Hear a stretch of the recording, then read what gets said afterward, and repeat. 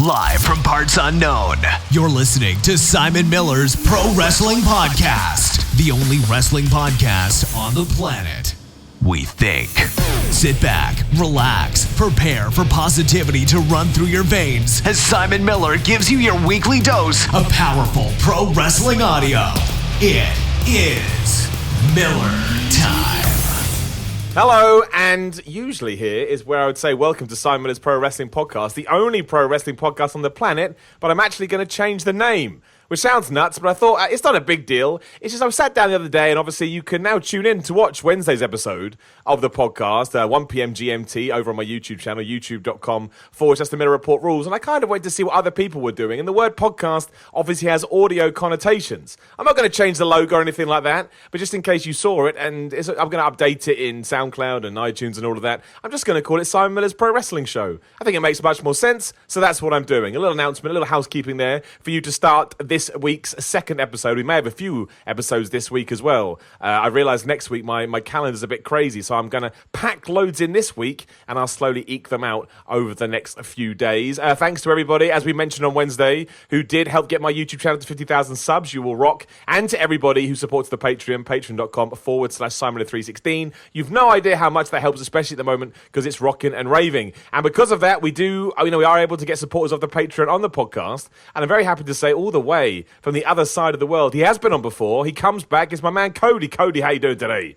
How's it going, Simon? I'm good, dude. I've just rebranded my podcast from nowhere, which no one's talking about. I just think the other day, it's basically I was mucking around with YouTube titles, and I was like, I don't really like putting my name in stuff on YouTube. But I'm like, well, you may as well. Like, what harm can it do? And you write podcast on YouTube, and I think it's a deterrent. So I'm like, from now on, it's just Simon Miller's Pro Wrestling Show. So that's what we're doing today. Or Simon Miller's Wrestling Show. Don't need the pro. Simon Miller's Wrestling Show. Screw it. Pro gets out of here. Exactly. Oh, dude, the amount of times I get that. Maybe one day. Maybe one day. But we are on the lead up to WrestleMania. A load of stuff is going on. Obviously, the two big stories in wrestling this week. Are they the two big stories? I don't know. I'd say the biggest story is everything going on with Kofi Kingston. We are breaking the fourth wall. We are recording this on the Wednesday. So SmackDown's finished but a few hours ago. But now we're in that kind of period where all the reactions and the opinions come down. And what I'm seeing a lot of people say is that they think that the Kofi Kingston storyline is now more popular and more over than the Becky Lynch stuff. And I would say that probably is true, but I don't think it's reflective of anything. For me, it's just because, they made a big fuss of it on SmackDown, whereas the Becky Lynch, Ronda Rousey, Charlotte Flair stuff has kind of come to a halt because, I hate this phrase, but it's the only phrase I can think of. We shot our load too fast. I mean, that's what we did, right? And now we need to back off a little bit and sort of quieten things down so we don't do too much. Well, how are you finding it? I mean, dude, tell me how you're finding the Kofi stuff. Tell me how you're finding the women's stuff. Like, where are you at with all this? Well, regarding Kofi, I did not see it coming. I don't think anybody did do. I think that's why it's so much fun, right? Yeah, Kofi has been in the business for 11 years, and the one feud that I remember with Kofi, being a singles competitor, was his feud against Randy Orton when he busted up his car and stuff like that. Oh, yeah. And I really enjoyed that. That was good. But I'm glad that he's getting this push now. This whole accidental elimination chamber thing and Mustafa Ali. Mustafa Ali's great and everything, but this was this is very surprising. Good for Kofi, right? I mean, it's one of those amazing things where there has been a shift in WWE recently, and I don't think we as fans, well, I'm sure some people have. I haven't. I don't want to put it on anybody else. I don't think we've given them enough appreciation for that, because for years, they're not listening to us. Well, they certainly listen to us on Kofi. They certainly, listening to us on Becky Lynch, and I'm sure there's some other ones I'm not thinking of. So in that regard, all power to them. Yeah, absolutely. I went online after the fiasco that happened on SmackDown, and last night, and the Twitter universe was not happy. Let me tell you that. No, and at the moment as well, on the Daniel Bryan Kofi Kingston match over on WWE's YouTube, I think it's got something like 18,000 dislikes and 4,000 uplikes. So, but they're getting a reaction. They're getting a reaction. And that is what, maybe they are taking a few too many swerves with it, but I don't care because it's fun. It's different. Like you said, we weren't expecting it. People are buying in. People are reacting. That's all I need from pro wrestling, man. That's all I need. Yeah, it's better to have a reaction than absolutely no reaction. Exactly. People care. So, so I think it's interesting. One thing we sort of, again, if you've heard, go back and listen to Wednesday's episode if you haven't heard this already. But I know it's something that Cody and I started talking about before we began, so we thought we should mention it. Somebody asked me, I always do a Q&A at the end of my Wednesday episodes. You head over to thefacebook.com, thefacebook.com, that's what my mum calls it. You head over to facebook.com and you search for Simon Miller's Pro Wrestling Podcast. You can sign up to the group. I always ask for questions. And somebody asked me if they thought there was an air of racism to the Kofi Kingston story based on the fact that it was coming so soon after Black History Month. Right, yeah. Now, personally, the way I kind of saw it was this. I don't think that it's directly racist. I think maybe, I read and again, I would just, if you want the context, I would just implore everyone to go and read the post. It said it far better than I could. But I do think maybe there's a touch of ignorance there, or a touch of just not being overly smart with the fact that, yes, it was coming out of Black History Month. But I certainly don't think there's any malice to it. I'm not saying, if you are listening to this now and you think, well, that's just as bad, you're right. It is just as bad, because being ignorant sometimes, can be worse depending how you see it. But I didn't want to shy away from it. And I certainly didn't want it to seem like I was shying away from it on Wednesday's episode. So I thought we'd chat about it briefly here. And I completely understand the other side of the coin. Like, a couple of people replied to that thread, and I understand their point of view. But I don't think there's anything in that, or at least that's my gut feeling. And I'm not defending WWE here by any stretch of the imagination. Repeating what I said a few days ago, everything with Roddy Piper back in the day, Triple H, Booker T, countless other stuff, things that Vince McMahon has said, just uncalled for, and not something I ever need to see in my pro wrestling. But Cody, I know you said that you had some opinions on it as well, so I wanted to bring it up and just kind of, not going to lie, have a much more serious and probably important conversation than we usually do on these shows, but there ain't nothing wrong with that. Yeah, I agree with everything you just said. Like, what happened, certain things that people have said in the past were just not called for. But as for, I made a joke, I think maybe a month or two ago when that Black History Month thing, like on your Facebook group, actually, I made a joke about it. But it was a joke, it was like, oh, there's a Black History Month, this is, it's just funny, just funny timing, coincidental. But I don't think it's a racist thing at all. I just think it's part of the story. Like, because what was it, 5 years ago now or so, they did the thing with Daniel Bryan. Yeah. And they're even calling Daniel, like, they're even using the exact same lines, almost word for word, B+ player and all that stuff. So I think they're just recycling the storyline, and because it happens to happen during, Black History Month or something, I think it's just coincidental. I really don't think they would do that because they're PG-13 now and everything, and I think the world's changed and we're a different society now and we're more accepting. I really, really don't think they would be dumb enough to do that. Yeah. No, I certainly don't think there is any. Like I say, I don't think anybody sat down backstage and said this is what we were going to do. Yeah, and then also, Kofi would have to agree to that. Yeah, exactly. I think it's much more. Mustafa Ali got injured. They needed someone to replace him. They thought, like, Kofi Kingston is a solid hand. We know that he can handle himself. We'll put him in there. And then from nowhere, there was this swell of popularity and people got on board. But I do always want to make it clear when I do say this stuff, because I can already hear what people are saying. And I completely agree with you. The argument or the counterpoint to that will be, yes, but even though they haven't realized it, it doesn't mean that it's not offensive. And I completely understand when people say that, where they're coming from. Again, going back to what I said earlier, sometimes that is worse, because if somebody is ignorant to the situation, you don't even need me to explain why that's bad. But again, yeah, I certainly don't think there's anything in it. And I really think, because I think the point the person was trying to make was, we've just seen Kofi Kingston get beaten up by a bunch of white dudes for an hour. And I think that's just a problem with WWE in general. It does need to be more diverse. It does need to get more people through the door. No company should ever just be relying on white males. It's just true. Not in 2019. We should certainly always be finding ways to get everybody through the door, regardless of race, gender, creed. You could go through anything like that, but I don't think that ties in here. But neither am I letting WWE off the hook for things they've done in the past. Oh yeah, absolutely. And I can name like three people who are not white who are champions, right now. So or two champions right now and previous champions. So it's like they're definitely. But you made that perfect point about diversity. There isn't enough diversity right now in wrestling, which is really sad. But it's just how it is at the moment. Yeah, I mean, it's kind of one of those things where we are living, it's a company that has it does have a lot of black marks on. Oh, terrible choice of words, but I meant, it does have a lot of. Don't worry. Yeah, on its record, like it does when you go back through some of the things they've done. You are allowed to raise an eyebrow and go, hang on a minute, wait, this isn't cool.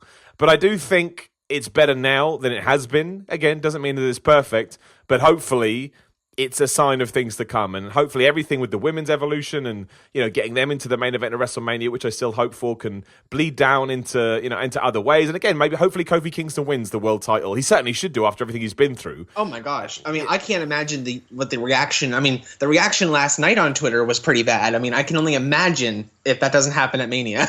Well, it would be awful in the same way that it was awful when Booker T didn't win. I know that one was different because that was, overtly, the undertones were racism. The phrases that Triple H used were, they just were. I don't think anybody could argue that. So I would argue that one is 1,000 times worse just because Kofi Kingston had to win to say, look, you can't say these things. You can't act that way. You've got to be a good person, to make it in the world. And that's not the story that we were told.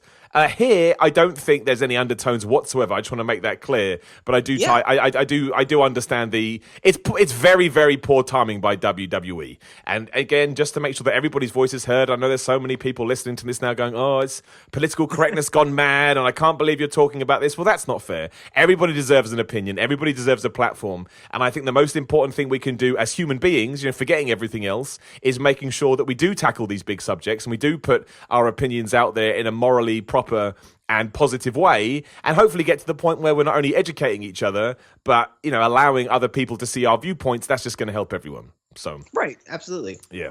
So that's Kofi Kingston. Again, I can't believe he's not going to win at WrestleMania. If they don't do it, they better have a damn good plan or a damn good explanation.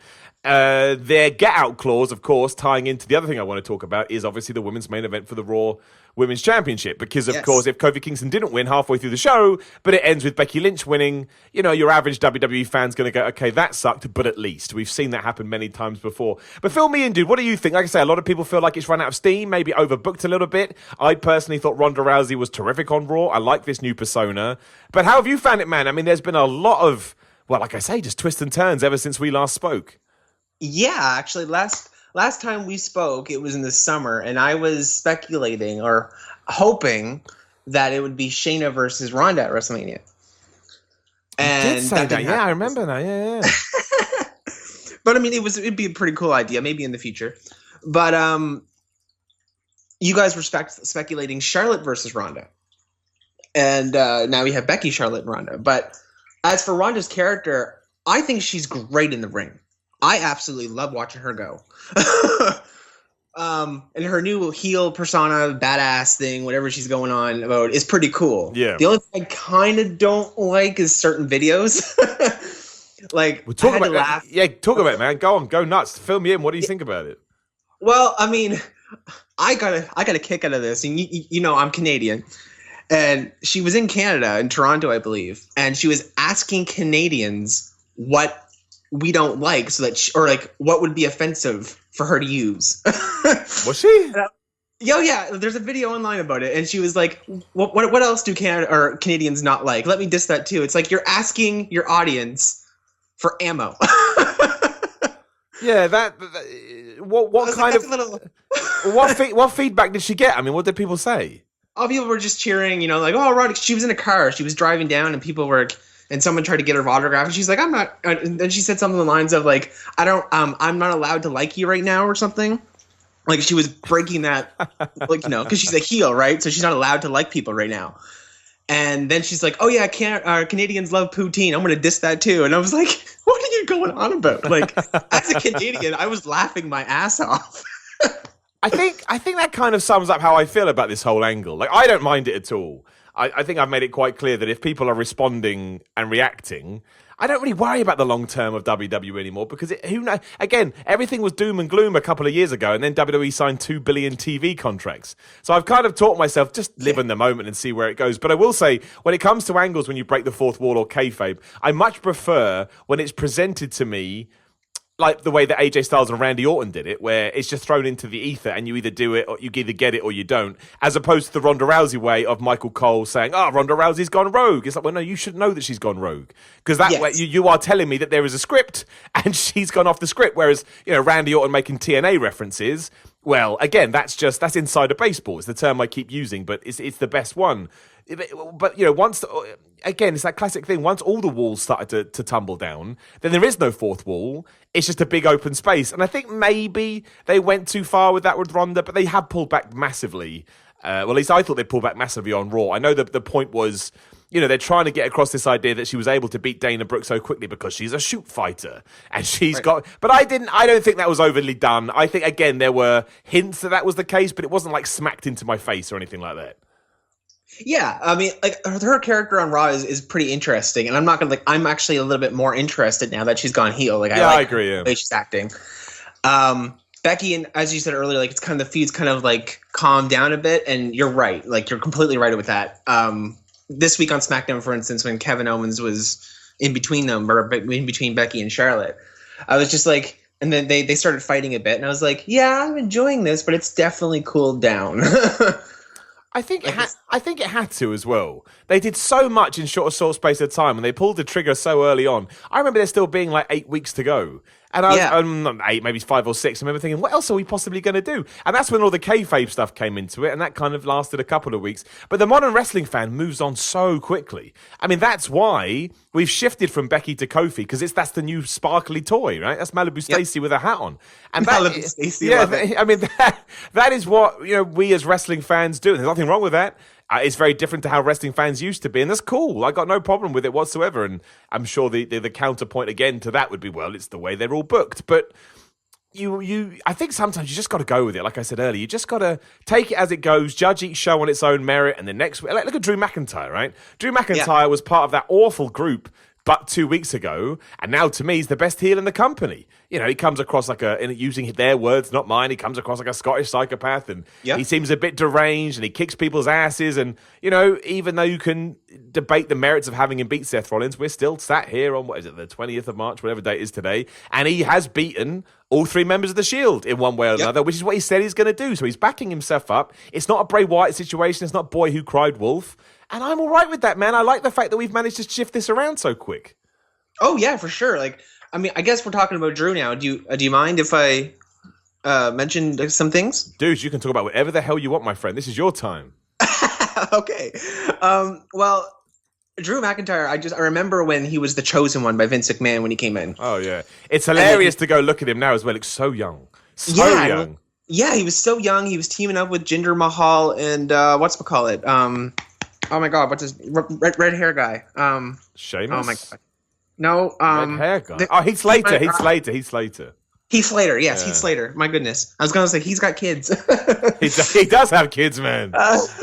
But yeah, Heath Slater, and then he left, and he got he got better, he got bigger, he got he became a show all on his own. And he's back now, and they're building him up, and I'm glad they're building him back up again after that 3, Baron Corbin, whatever thing. But the only thing I don't like about Dean or Drew right now, but it was kind of off air, so it doesn't really count. But the couple of weeks ago, he took Dean Ambrose out in that awesome match on Raw. That was pretty cool. But the week after, actually, it was this week Raw maybe when Rollins was getting beat up. I don't know. Either way, Dean came out at when the show ended. Yeah, what was that about? Right, I only found out I think yesterday. I was like, oh, that's weird. Yeah, and I was like, that kind of takes away from what Drew did to Dean. But I mean, I guess it was a WWE exclusive, wasn't it? Yeah, it was just on. I think it's on. I'll go to the YouTube channel now as you talk. I think it's just there to do whatever you want to do with it. It hasn't tied into the story. I don't know whether it was just for the live crowd, but you're right. I mean, it is that bizarre thing that WWE seemed to do where if the cameras aren't on, it didn't happen. Yeah. But in a social media world, I'm not sure. Yeah, there was a thing. What you didn't see after Raw went off air, Raw exclusive, March 18, 2019. It's done 3.1 million views, which, if you're interested, is more than any other video from Raw. Wow. So it got seen by, in terms of the YouTube world, of course, it got seen, well, actually, technically, it got seen by more people that watch Raw, because Raw's rating this week was 2.7. So does that carry more merit? Does it carry less weight? I don't know. Very interesting. Very strange. Yeah, I'm not sure. And Dean Ambrose, I know he was supposed to be, the word is he's leaving or it's a work, we don't know. But I thought that was a perfect exit if he was leaving. Like when he got kicked in that stair holder thing or whatever. Yeah, I think so as well, because, like we've been talking about, it's cemented where Drew has gotten himself to. Now he is a badass and he took somebody out. Like that to me speaks volumes. Yeah, absolutely. And then it's like, oh, you see him next week on Raw, so Dean Ambrose is perfectly fine. I'm like, it takes that belief away, I think if we are talking about trying to buy into the product in 2019, everybody has a social, well, everybody, but a large portion of people have a social media account. So they are going to see that. And while, on a conscious level, you can probably just forget about it. Sort of subconsciously, it does get in there, and it can make you, again, subconsciously just think, well, I know that he's there. And you don't want to do that. You want to be able to suspend your disbelief as much as possible. And I think WWE's done a great, especially, again, going back to the Kofi Kingston thing, I think that's why people reacted so badly, because they actually think that Vince McMahon's trying to screw over Kofi Kingston, even though it's not. So, yeah. Look, just following on from that, they did the same thing on SmackDown after, in terms of the exclusive web stuff, and it was all about the New Day thinking of quitting the WWE. And that was really well done. That tied into the storyline. There was no, it didn't break any storyline. So I don't really know what their MO is at the moment. But I would totally agree with you. It was an odd one.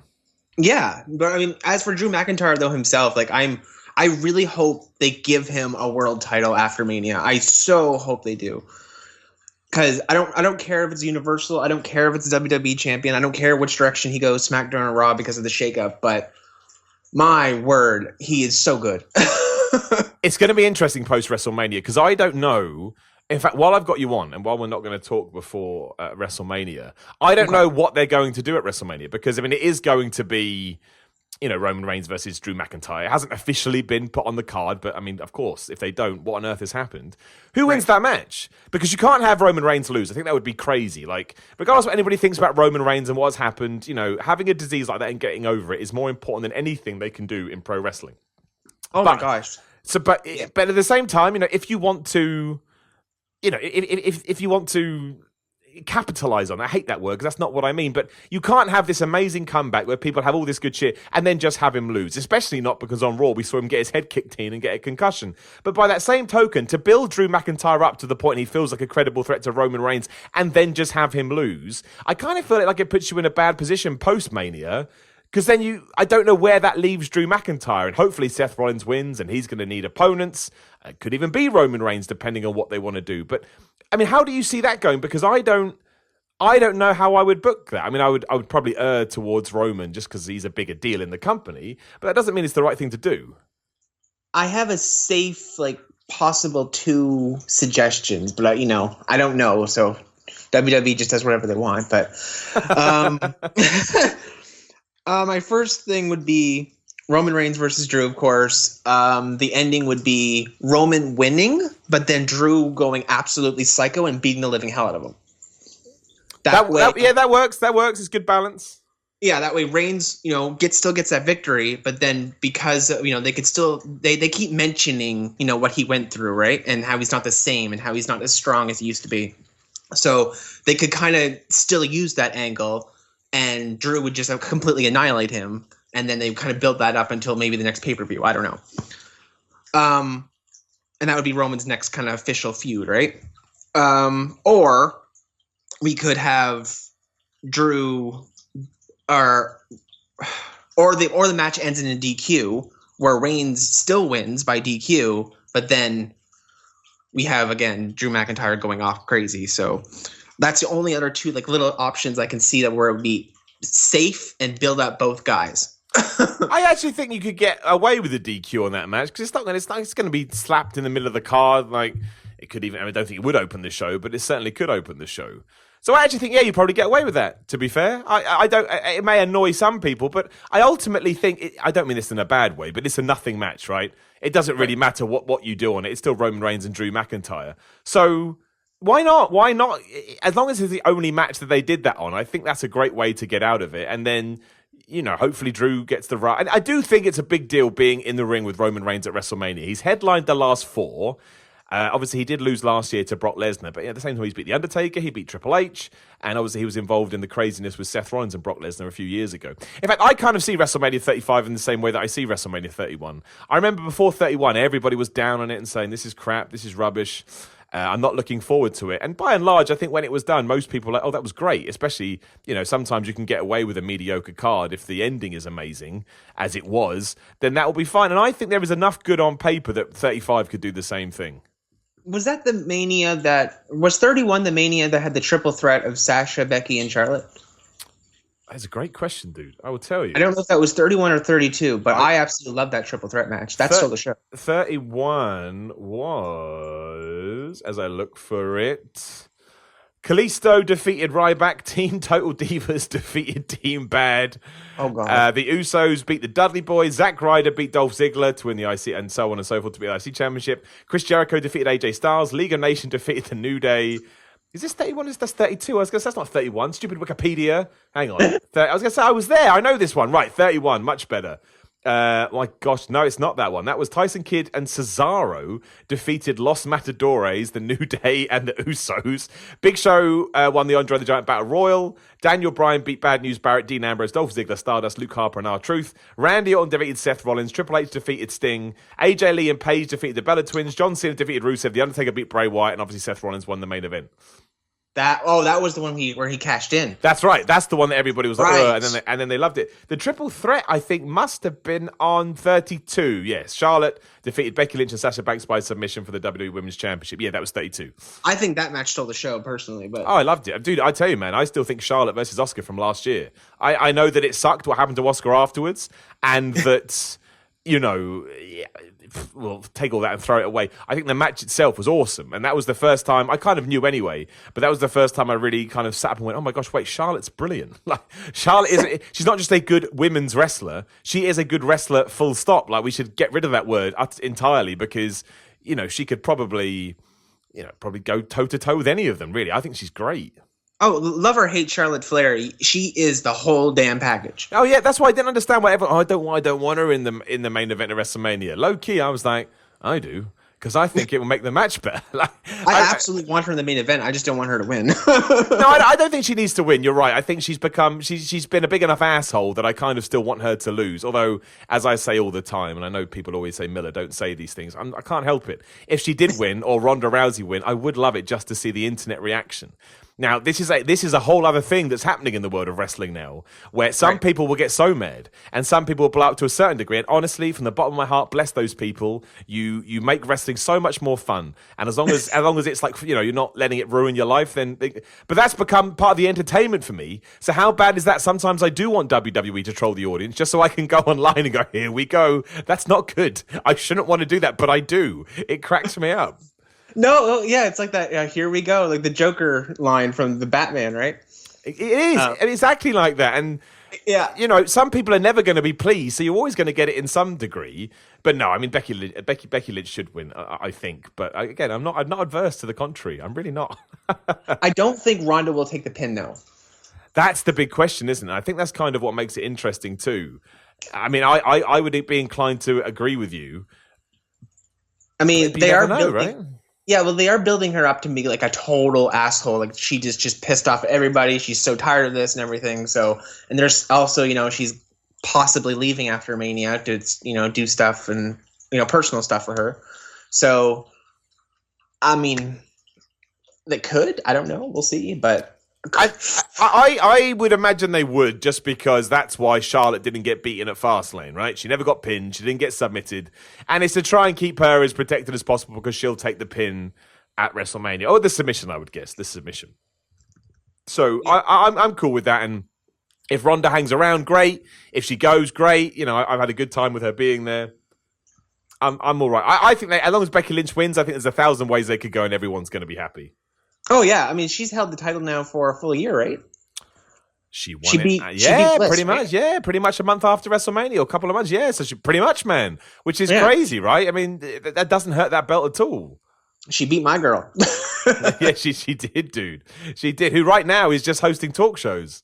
You know what though?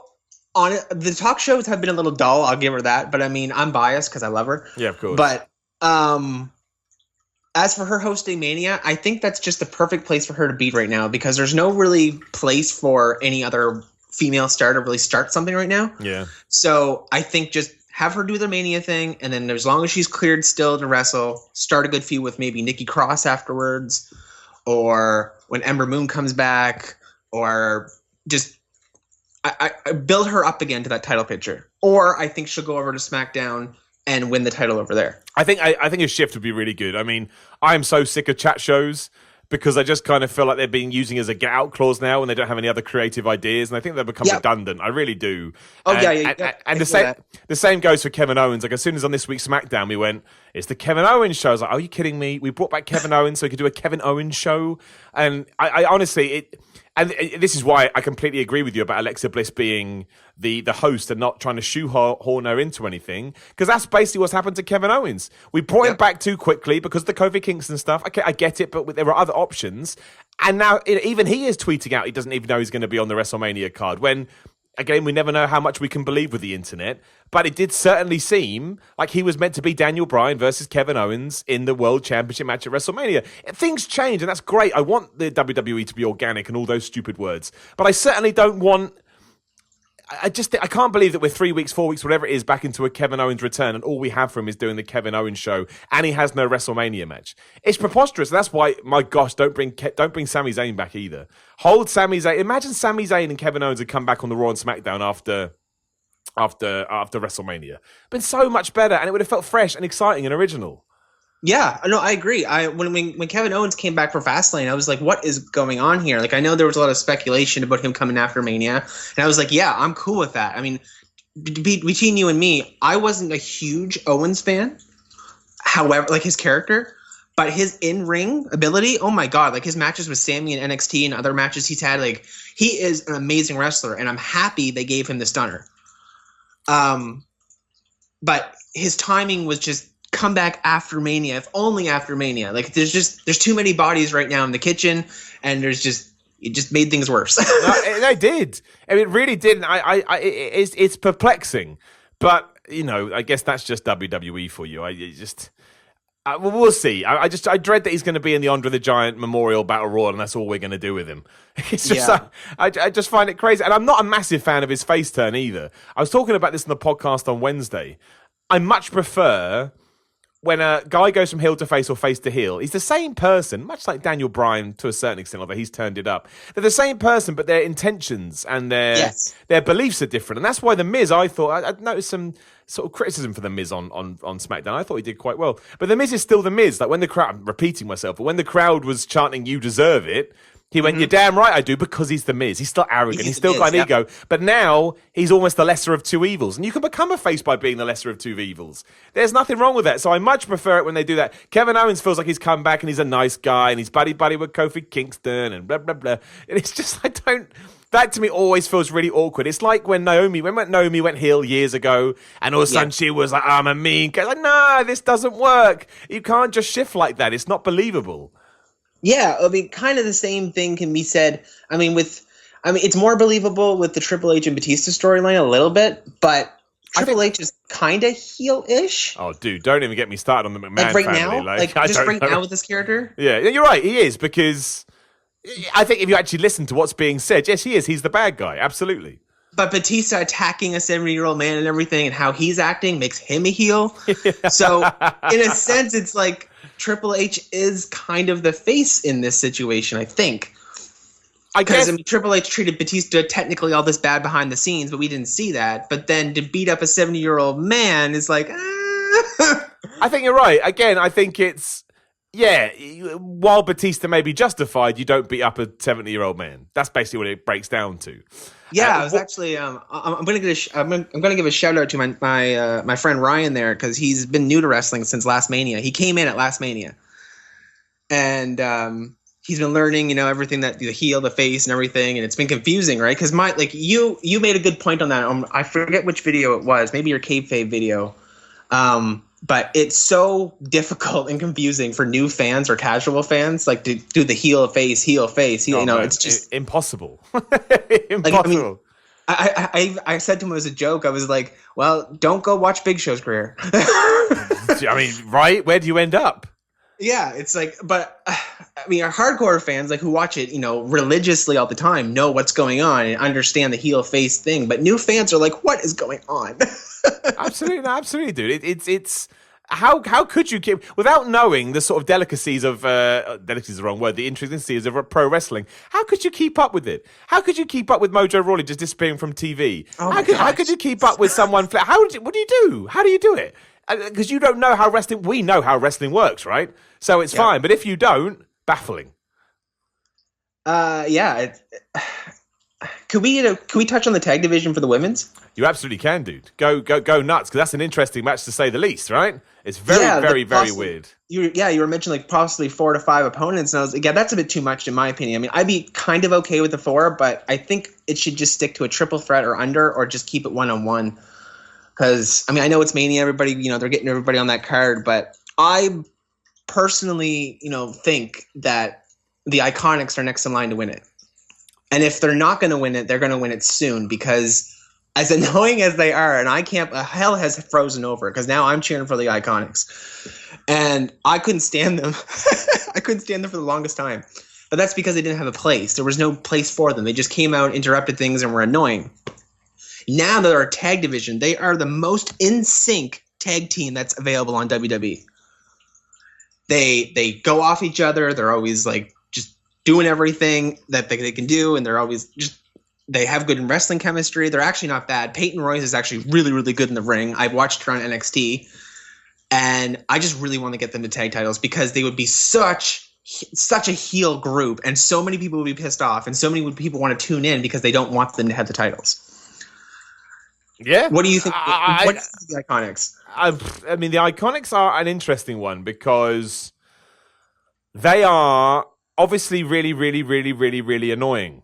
But the point is they're meant to be annoying, right? Like, that's the whole. You can't get too mad at it, because that's the idea. They're meant to piss you off, and it's hard to think of anybody else in wrestling that does it as well as them. To be honest, I mean, there's a few, but nothing really springs to mind. So in that sense, they do great. I think the thing for me when it comes to the women's tag team division is I would rather a 1-on-1 feud, just because I think that's a better way and a faster way to get a new set of belts over. When you kind of throw, and also when you throw everyone into the mix, that's like a year's worth of feuds. We could have done Nia Jax versus Tamina, then we could have done the Iconics, then we could have done. Well, maybe you do Beth Phoenix and Natalya first if Beth Phoenix wants to come back for WrestleMania. I get that, but to just go all out with it. And I understand that WWE likes to get everybody on the show, but let's say that Sasha Banks and Bayley retain, then what do you do? Like, what's the next plan? So I was a bit surprised. I was a bit surprised about that. But I think the key is that we do have women's tag team titles. I wouldn't be adverse to giving it to the Iconics. I think sometimes in wrestling, it's not even about what you can do in the ring; it's about how much you can piss people off. And they, like I've already touched upon, they do a great job of that. And they would probably get the fans so desperate to see them lose that they'd go all out. Do you know what I mean? They'd go all out to ensure they just would. They would just go all out. So they could milk that to the cows come home. Like, really, they could. And I mean, I can't I am when Mania happens, if Iconics are actually in that match, I'm gonna be cheering for the Iconics. I mean, I like Sasha and Bayley, but the Boston Hug Connection name, that's gotta. But I do like them as a tag team, but they're not as in sync as the Iconics. I think Tamina and Nia Jax already had their chance at Fastlane. They're done now for a few months. Yeah, I don't need to see them as champs. Like, you can do individual stuff with them. You can keep them together, but it's not the time. It just isn't. No, I don't mind them as a tag team. I think they work. Even a few months ago, even before they were a tag team, I could see them becoming a tag team. I remember you weren't too keen on that, but I could see it, and then they did become a tag team, and I was like, if they had the tag titles, there'd be two big athletes who would just run through anybody, build them strong. They don't need to talk much, kind of like Bludgeon Brothers or Heavy Machinery or something like that, something badass, right? but they're not doing that with them. They're kind of making them look just kind of dull. So I cannot get behind them for the life of me. So it's like I love Tamina, but they don't do anything with her. Nobody is meaner than Tamina, Cody. Don't forget. No, but I couldn't believe it. It looked like she'd made a jumper for herself. Honestly, Yep. I bought that so fast. I bought that top so fast. It was absolutely hilarious. But no, I mean, I don't mind Bayley and Sasha Banks retaining because, again, I think that adds more weight to the titles and you don't just throw them around. And I don't mind Natalya and Beth Phoenix being in it either. Look, Beth Phoenix is someone that probably came along before her time, if that makes sense. Like, if she was in the division now, because she's got the size. And, oh my God, you're right. Oh, sure. Yeah, I actually think she loved Beth Phoenix back in the day. She was great. Yeah, I think she'd fit in quite well, to be completely honest. So even that joke relationship between Santina Morella and Beth Phoenix was amusing. I like that. Somebody was talking to me about Santina Morella the other day, and when he won Miss WrestleMania, I was like, can you imagine they did that now? They would be killed for all the right reasons. Santina Morella and Beth Phoenix for the tag titles. Yeah. Get that wig back. But no, I think it'll be good. I think it's one of those, again, if we're going to have like 14 matches on this card, the good thing about it is that even if some don't live up to expectations, it's like Ken Dodd Jokes, who was a British comedian. His whole shtick when it came to comedy was joke. And 5 would be awful and 5 would be brilliant, but you forgot the bad ones because the 5 ones were so good. And I kind of see that as this WrestleMania card. They're going to fly through it and, just try and establish whatever kind of groundwork they can. What do you think about the Brock Lesnar Seth Rollins stuff for the Universal Championship? I've saw a lot of people think it's underwhelming. I quite like it. I think that Baron Corbin. I think that Brock Lesnar is going to be up for this. Don't know why. Just my gut. Yeah, just before we touch on Lesnar and Rollins, though, another potential for like where does Sasha and Bayley go if they retain? Yeah. I know there's also speculation of Kyrie and Io. Of course, they're the NXT team, of course. So, I mean, they could possibly, and I think they're also an excellent team as well. So, potentially there. But as for Lesnar and Rollins, I think it's interesting how they're making Rollins this super underdog, which he kind of is, and he totally is. But they're not touching on, like, I'm surprised Rollins hasn't said to Lesnar, like, hey, man, are you forgetting the fact that I already took the title from you once? Like, that is weird they're hanging away. Why are they hanging away from that? I don't know. Yeah, it's like, that's the iconic thing. Like, there's pictures. It's a Mania moment. It's coming up at Mania again, even though it's 5 or 4 years later or something. We just talked about that. WrestleMania 31, wasn't it? 32. Yeah, 31. Yeah, 31. Yeah. Yeah. So it's 4 WrestleManias ago. It was only 4 years ago. I think he pinned Reigns though. He didn't pin Lesnar. He did pin Reigns. You are correct. Yeah. So even though he pinned Reigns, he still took the title from Lesnar, and that's a big deal. But yeah, do you remember the next night on Raw? He got chased over everywhere. Yeah. It's like, Lesnar was like crazy. He was like, I'm going to kill you. So it's like, why? Like, Rollins did it. Whether it was, Money in the Bank or not, he still did it. I'm with you, man. It's like when Triple H fought The Undertaker at 28 or 27 or whenever the hell it was, and they never mentioned their match they had years previous at WrestleMania. It's like, we know it happened. Talk about it. Like, stop pretending. Exactly. Like, that was the time where I actually didn't care much for Rollins, but his heel character just drove me absolutely crazy. But that's the point, right? Yeah, exactly. And I always knew he was good in the ring, but then when he took that injury, that's when I really, really missed him. And he came back and he built himself up, healed the face, whatever, and he was good. But if he went heel now, I would still like him as much. Like, Rollins is a cash grab. Like, he's amazing, absolutely amazing. And I really, really hope Rollins beats Lesnar, but I'm worried because of one thing. And in Canada here, where it shows the wrestling on the channel, I think it's Sports or The Score maybe or something like that. Anyway, they're advertising matches for after Mania for the draft. Okay. And 2 of the matches got me worried for the outcome of Mania. I can't wait. Do you want to hear them? Oh, dude, you damn right I do, my friend. All right. It's Rollins versus Bobby Lashley for the IC title. Rollins, yeah, okay, right, yeah. So I'm like, are they going to have Rollins have both titles again? Or are they going to actually have him lose? And there's also Charlotte versus Becky versus Asuka for the title. for the women's SmackDown title.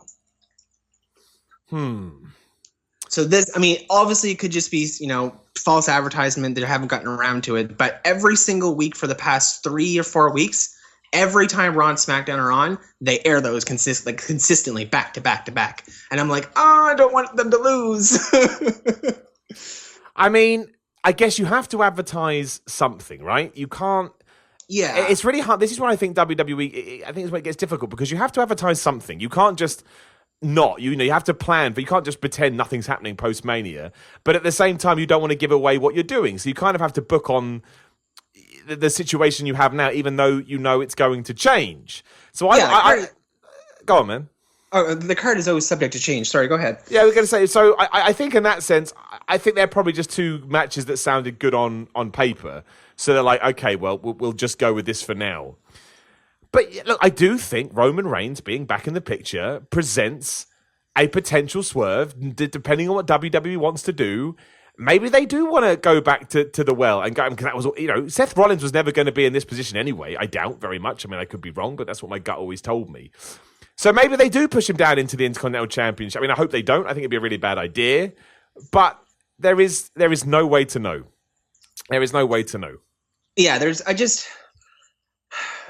was just talking to my my partner there, I think last night or the night before, about Lesnar. He wants Lesnar to go away. And so he just can't stand it. I love it when like, people say that's so good.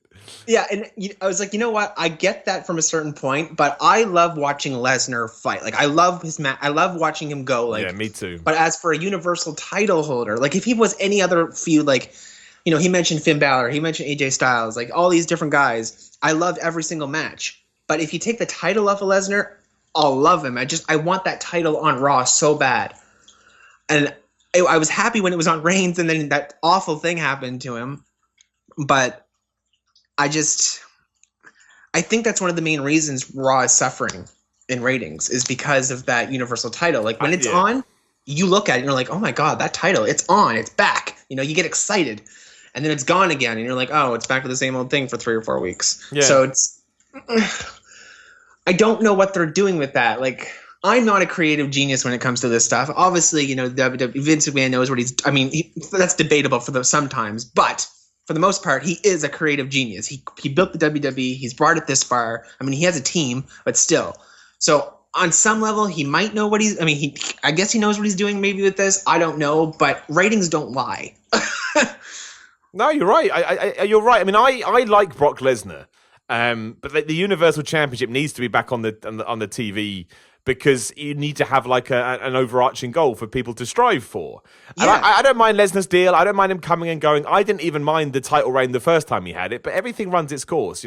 Everything runs out of steam, and I certainly think that's happened here. And yeah, one of the reasons I love watching Lesnar matches like yourself is when he's motivated, and I think he's going to be motivated against Seth Rollins, which is why I'm excited about it. I feel like he brings something different to WWE. But we absolutely do need to get to, much like last year, I can't believe we're having the conversation again, but much like last year, we just need to cement that belt back on Raw. We need to just expect it. We need to get to the point where we don't want to see the belt. Do you know what I mean? That's how much we need to go. We need to get sick of the belt, because we've gone so far the other way. We need to go in a very intense direction, the other direction as well. I think Seth Rollins will win. Sometimes I think I forget what WWE does, but I think Seth Rollins will win. I'm confident. And I just do. I think we're going to be okay, and I'm going to keep both fingers crossed that they won't do what they've done on many occasions before and pull the wool over our eyes. Maybe somewhere else on the card, but when it comes to this, nice and easy. Look, if you want to do Rollins versus Reigns coming out the back of it for the Universal title, cool. If you want to give the IC title to Seth Rollins and he's the Universal Champion, cool. I don't care. But this is one of the ones where I think you just need to stay the course, don't muck around, and I think a lot of people will appreciate it. Yeah, I completely agree. And what also I think some people often forget is in matches like this, Lesnar knows how to sell really, really well. Oh, man, when he's up for it, he's one of the best. And I mean that, and people get mad, but he really, really is. Yeah, I don't like his character because I'm not supposed to, right? That's just how it's being booked right now. Yeah. But I do like what we were just talking about. I love watching him go. Like, he can go, and he's like, what is he now? Almost 50? I'll tell you, man. I think he's early 40s, but I don't know how early true 40s. I Okay. don't know how true that is. I've said that. I actually have no idea. Brock Lesnar is, according to the magic word of the internet, 41. Yeah, so he just 41, early 40s. Okay, whoops, sorry, Brock. yeah. You just aged him. You just gave him 9 years, man. Yeah. I'm gonna get a knock on my door later. He's gonna kill me. He does live up that way, man. He does live in Canada. He does have I think you'll be all right. No, I know, but yeah, he knows how to sell well, and if I wouldn't even mind if Lesnar did keep the title, if he just showed up on Raw like maybe every 2 weeks, or something, and just even wrestled like even a 5-minute match or something, because he hasn't wrestled on Raw in years. Like I think it's been over a decade. I think it's 15 years. Yeah, he hasn't had a match on Raw in 15 years. And I know he has this special contract, but I mean, we have dipped into that before. Like on Raw, they're like, you have to defend the title every 30 days, or you have to face a match, blah, blah, blah, blah. Like I think actually even that happened to The Miz at one point. Like he refused to defend his title or something like that, and then we're like, well, we're going to strip you if you don't defend it. Yeah, man, it's happened a lot, yeah. Yeah, so I'm like, why? I mean, I know Lesnar has a special thing, but your storyline doesn't really make sense. No. That is one of the, that's one of the continuity areas that we were talking about earlier, where anybody watching it is going to be like, what? Like, I don't understand. Like, you just told me this, but now you're telling me this, and you just have to go wrestling. But if you don't know you're supposed to go wrestling, then you're absolutely screwed. It's kind of like when people with, I don't know if you were like ever have been a fan of Japanese animation, but some of the things that people say, like, how is this happening in this anime show? And people are like, just anime. Like that's their answer. Well, it's true. You just have to accept it. That's it. Yeah. That's all we've got. It's just wrestling. And you're right. It's dumb as anything. Yep. But sorry. Like that's it. Like, sorry. You just have to. But people don't know that. There's nothing telling you that that's the case. And I think that it's an issue. It is an issue, and you are going to be confused. Yeah, and oh, sorry, I lost my train of thought there. I guess so. Good, man. It's because we were moaning about Brock Lesnar. That's why. And this is what people do. They get mad. And the one thing I do want to talk to you, man. I've got a few minutes left here. Baron Corbin versus Kurt Angle. Look, it's wound everybody up. I secretly got a kick out of it because I love it when people get this mad. But where are you at with it, man? Like, I've convinced myself, probably because I'm a wrestling mark and I'm an idiot, I've convinced myself that it's going to be fine. It's going to be John Cena. It's not going to be Baron Corbin, and Kurt Angle can, walk off into the sunset with a match that he deserves. But what do you think when you hear it, and where are you at with it now? Oh well, what do I think when I first heard it? Well, I looked at my partner straight in the face and I said, well, this feud's dead.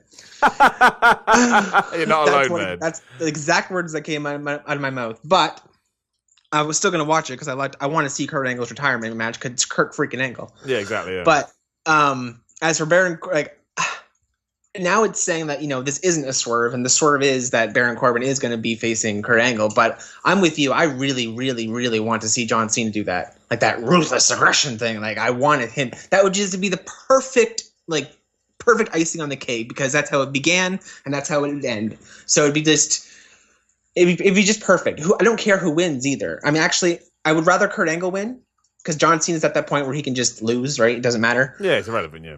So, I mean, John Cena could come back for a traction match, have an excellent match with Kurt Angle, because we know it's going to be good. And then that's it. Like, Kurt Angle goes into the sunset, like you said, and everything's peachy. So, but I don't know what they were thinking with Baron Corbin. Like, this has to be a swerve, because I don't know. It's difficult because, back in the day, we would have said this is exactly what they should do, right? Take a guy who's on his way up, who they see something in, and, give him a big win over a legend. And yet, it doesn't work in this regard. I'm not saying it always doesn't work. I'm sure, of course, it does sometimes.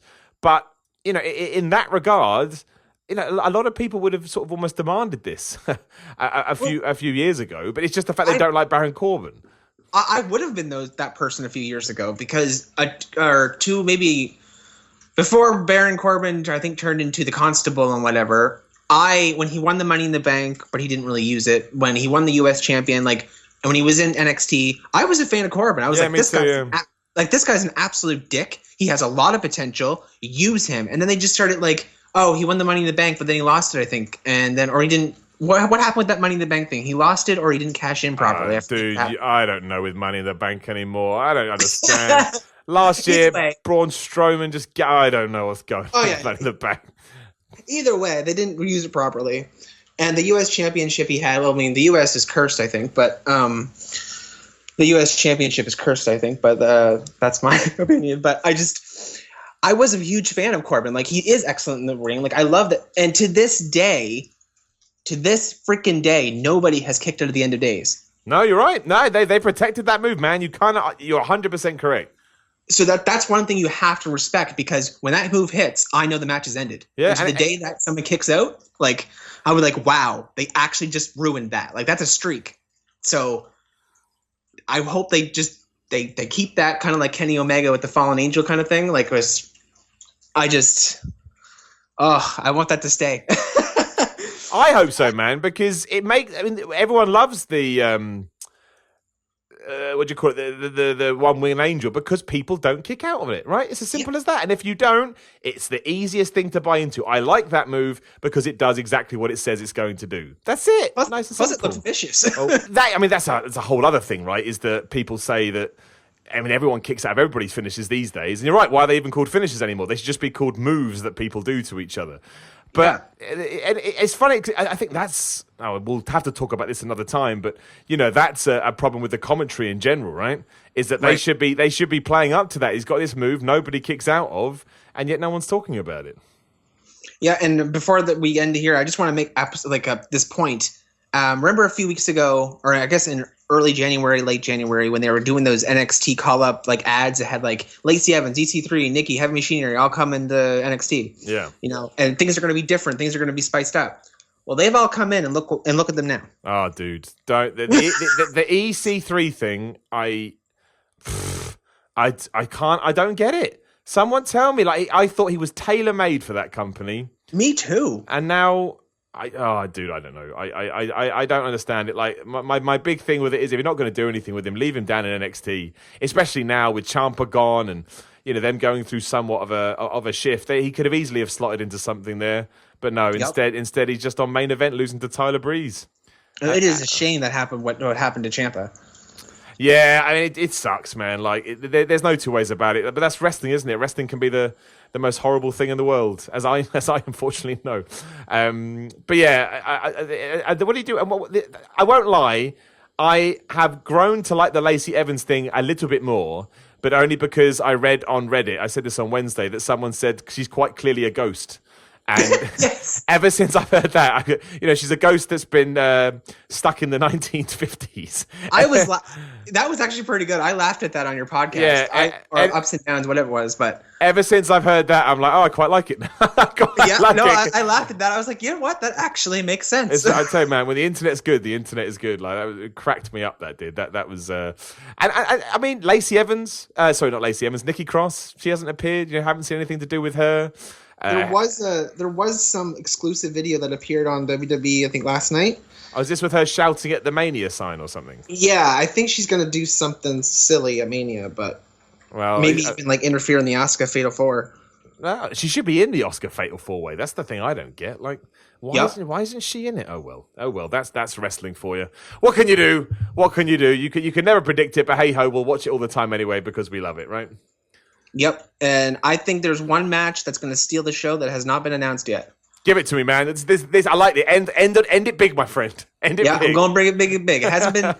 they've been speculating. They've been mentioning it. It's going to be the Hardy Boys versus the Usos in a TLC or a ladder match. Oh my gosh, going to steal the house, dude. I didn't even think about. I wonder what you were going to do. I forgot about the Hardy Boys. Of course, it's going to be the Hard. Dude, good shout, and that can be a callback to. Dude, absolutely, man. That is the best. That is the best shout for Mania I've heard so far. And here's the icing on the cake. The icing on the cake is at some point, whether it be at Mania or just before, either make it a triple threat or have it after Mania. Sanity will come in. Well, now you've lost me. I mean, I'd love to think that was true, dude, but I just can't. I love Sanity. I know they're complete. I don't know what happened when they came over to SmackDown. I don't know what they were thinking. I don't know what they were thinking of putting them anywheres. But if Sanity comes in and just ruins, like let's say the Hardy Boys win, or even the Usos retain. It doesn't matter. The moment they retain, everybody's cheering and the lights go out. And then Sanity's music hits. They all come in and they just annihilate the scene. They just beat the crap out of the Hardy Boys. They beat the crap out of the Usos, and they say, listen, we're coming after those titles now. Dude, I am into this. That, to me, is a great match. People would get excited about it for exactly the reasons you've just said. Great use of the Hardys. If the Usos win, great win for the Usos, right? Puts them over hard. Yeah. Man, dude, if that doesn't happen now, they're crazy. That's such a good idea. And it's easy. It requires no effort whatsoever.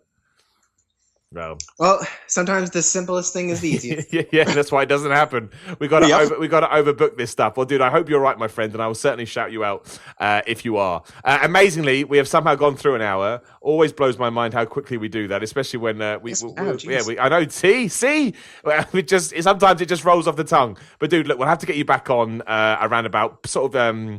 A couple of weeks after Mania, once I'm back home and in the land of the living, and we can see where we end up. Yeah, absolutely. I would love to. I would love that. Cool. Well, dude, there you go, done and dusted. But look, anything you want to shout out, anything you want to promote, man, before we let you go?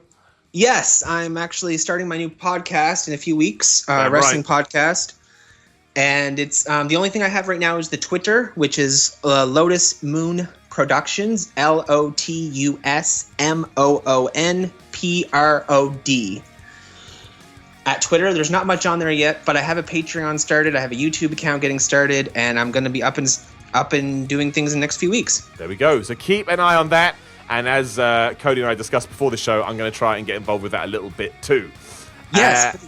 Thank you. Absolutely, man. And of course, youtube.com/The Minute Report rules. Just smash through 50,000 on there. Thank you very much. So go and subscribe. Instagram, Twitter @SimonMiller316. Patreon.com/SimonMiller316. Even if you throw $1 into the mix, I would appreciate it. And again, just to let you know, a random smattering of episodes are going to go up over the next 10 days or so. Won't be the most topical things in the world because I'm out and about, but I want to make sure that you get content. So you know about that now. But in the meantime, keep enjoying wrestling. Enjoy your days. Enjoy your weekends. And I will talk to you all again very soon.